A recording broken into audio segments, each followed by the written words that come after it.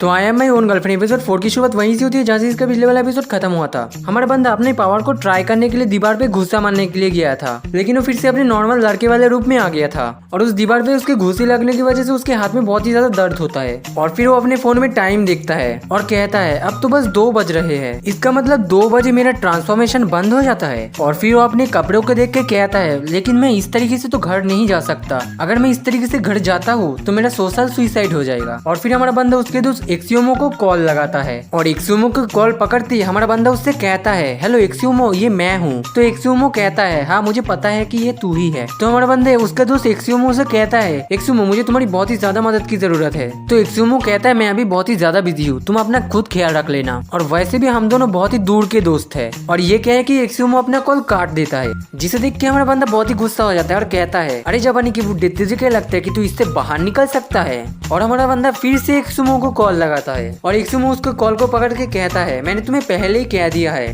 तो हमारा बंदा एक्सियोमो से कहता है देख भाई सुन, अगर तू मेरे भेजे हुए लोकेशन पे एक मेल यूनिफॉर्म लेके ना आया तो मैं सबके सामने तेरा नंगा नाच का पोल खोल दूंगा। जिसके बाद सीन शिफ्ट होता है और हमें एक्सियोमो को दिखाया जाता है जो कि 20 मिनट में हमारे बंदे के दिए गए लोकेशन हमारे बंदे के पास पहुंच जाता है। और एक्सियोमो को इतनी जल्दी आते देख हमारा बंदा उससे कहता है अरे भाई स्कूल तो 5 किलोमीटर है, तो 20 मिनट में कैसे आ गया।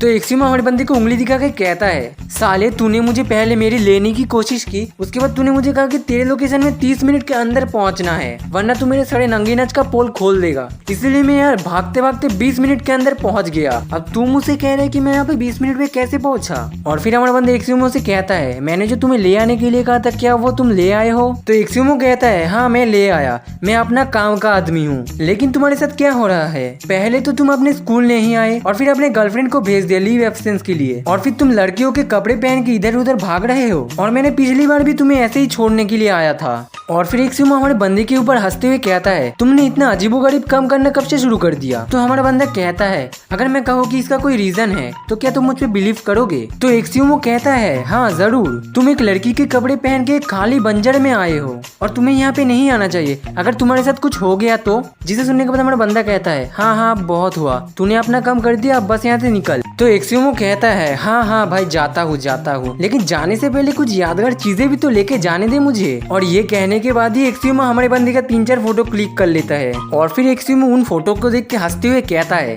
अरे भाई सुन गुस्सा मत होना, तू इन कपड़ों के साथ एक विग और 2 कान के झुमके लगा देता तो तू पढ़ी लगता एक, और उससे ना हम दोनों की बहुत ही ज्यादा अच्छी कमाई हो जाएगी।